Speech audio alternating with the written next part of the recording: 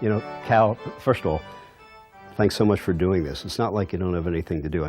The audience and who I'm actually talking to, as you know, they've asked me to be the closing speaker at something called the IHRSA Institute, which is really the premier association in the health club industry. IHRSA has been great for this industry. There's lots of overlaps with what you're doing with your company.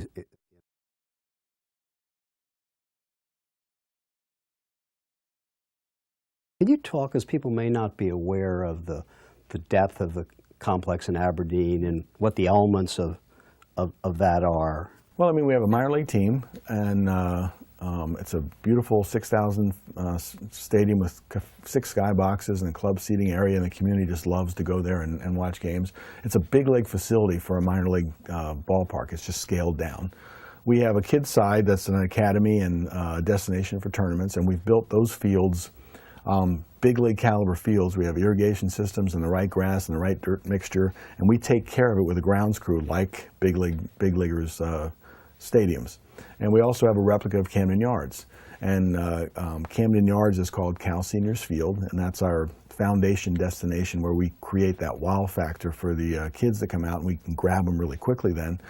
And we also have the Camden Yards has a warehouse in between the 2 stadiums, and our warehouse, this building is a marvelous hotel, a double hotel that's built aesthetically like the warehouse at Camden Yards. So it's a lot of theming there. I think you had some skin in the game. I mean, when you actually started this, you were coming out of baseball, and most people don't know. I mean, what actually happened? Did you actually have to invest money in this, or could you just trade on your name? Money at risk when I first came out, and I laugh. I said, because my first real venture into the business world was I was building a stadium, you know, a $21 million stadium that I was on the hook for, and it really was a third partnership that I had my money into, and I didn't have a team for it. And so it's not a really good way to start your business, but you know, it was healthy for me because I just took my uniform off and playing, put on something like a suit, and went out to try to find a team under extreme pressure. So we found a team, bought it, moved it to the area, jumped through all kinds of territorial hoops, you know, to get it done in a timely fashion. When you actually create a destination for people, then it's really a celebration of baseball in many ways, but certainly there's a hotel there. People then come, then other business opportunities can grow from that. We have a development, an Avenue Mall type kind of concept that's coming in with movie theaters as the anchor. We have active lifestyle condominiums that is going on across the way. There's going to be some restaurants over there. So this little piece of property that was about 120 acres unto itself, with a baseball stadium and a destination for people. All of a sudden now the double hotel, the Marriott, the kids' fields, you know, the movie theaters, and the active. It's going to be a really cool place that in a very short time will attract 1 million visitors a year.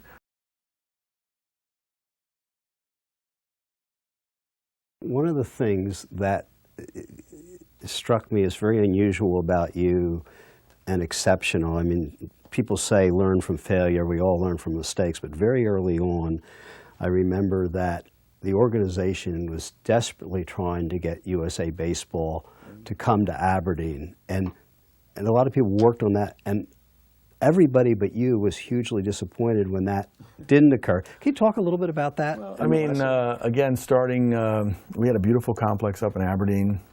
We had a little success with our team and got the team. We're feeling pretty good about it. And all of a sudden there was this wonderful opportunity where the USA Baseball team was changing homes from Arizona out to someplace back east. And they were putting you know, a request out for people that were interested, and they were kind of analyzing those different requests. Not to make it too complicated, but we were supposed to put a package together that would have them come into Aberdeen. And I always thought that we had a huge advantage, you know, that it was an association with me in a baseball sense. It was a nice location on the East Coast. And we had a nice facility, a brand new facility, and we had the ability to expand on that and customize it for USA Baseball. So we went through this effort of reorganizing and rethinking our complex, because it was really a model with a minor league team and a bunch of kids' youth fields, 12 and under. And so we said, yeah, because that's where kids mostly play, and I care about the kids, and this is where most of them play. I want to make them feel like big leaguers and kind of bring some basis to their life that sports can give. And then, so we said, okay, wait a minute. Let's look at it now as what do we need to do to this complex to actually appeal to USA Baseball? We need to actually consider bigger fields or training fields, and how does that work? Other clubhouses. So we went through this long exercise, put a lot of work in, and submitted what we thought could land USA Baseball. We didn't win, and so a lot of people immediately thought, God, what a waste of time. You got your head down, and I saw it as so energizing because that benefit of the work looked around and said, you know what? I like our complex that has now included 90-foot diamonds and 60-foot diamonds, and I like this field structured this way and not that way, and this is going to work much better. So we benefited by that hard work and that education that we're going to apply, that we continue to apply, and certainly that knowledge allowed us to go on and build Myrtle Beach and kind of put those sort of field alignments together. So it was a wonderful exercise. We didn't get what we wanted to in the end, but we gained a lot of experience and education on fields.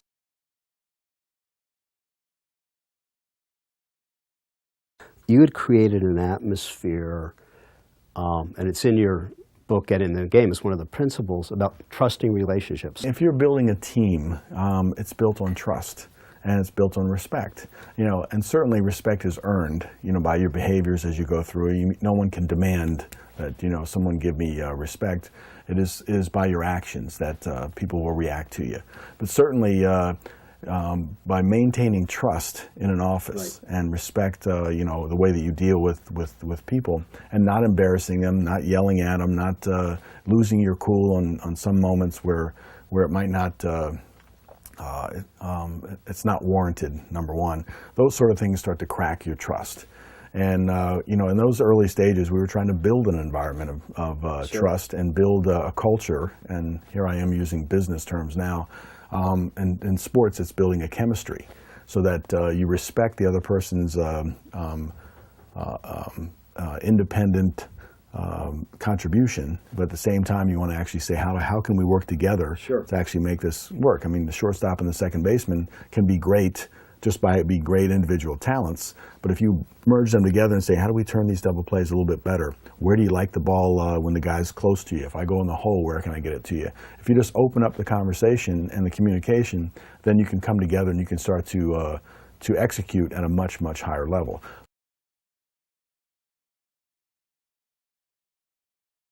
If you go back and look at the values that got articulated for your business, for Ripken Baseball and everything you do, the mission was growing baseball worldwide the Ripken way. Look to the future, learn from the past, appreciate the individual. If it is worth doing, it is worth doing right. Earn respect and set the standard.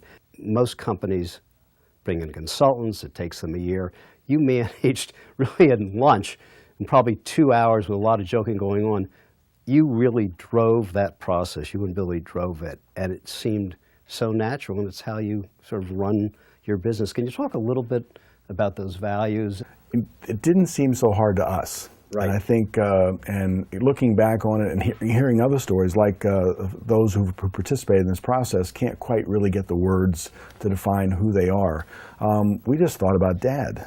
And thought about what he aspired to, what he thought about, what was important to him, and we started working from that point. And Dad had all these great little sayings. The one about if it's worth doing right. It's about the quality of your job, and it's about the work you put forth to make sure that the quality comes out.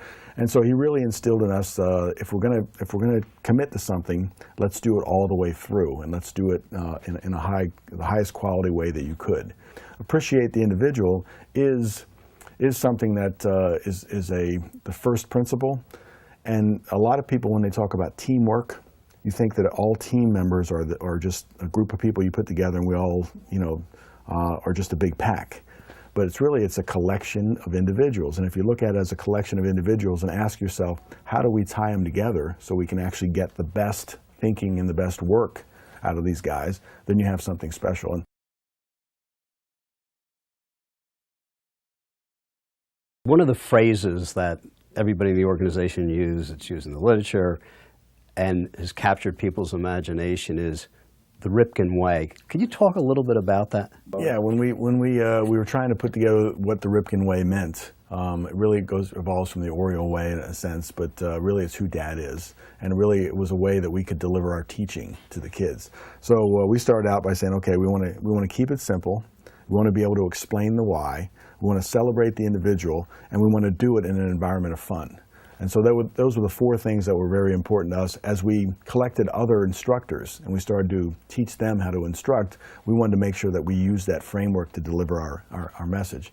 And it's really a nice way. Keep it simple. I already talked about it a little bit, but certainly it's let's not try to make it more difficult than it is. Let's not make it more complex than it is. Explain the why is very, very important. If you can't explain to a kid why you're asking to do something, and we encourage all our campers to say, you know, why? Why do I hold the ball this way? Or why do I stand this way? Or why am I this close to the plate? If you can't answer the why, you really don't know the spirit of what you're trying to accomplish. You can't teach. Celebrate the individual, we've talked about that as well, is that when you celebrate the individual, you bring his special talents into the framework of your fundamentals, as opposed to cloning or doing something else to him. And the last one is, you know, in order to give the right incentive for people to work hard and kind of do it, whether it's business or whether it's sport, it's got to be fun. It's got to appeal. Exactly. It's got to appeal to what they really want to do. So we want to make sure that some of the teaching in baseball, especially, can be very monotonous. So let's figure out how we can actually turn it into fun and still teach at the same time.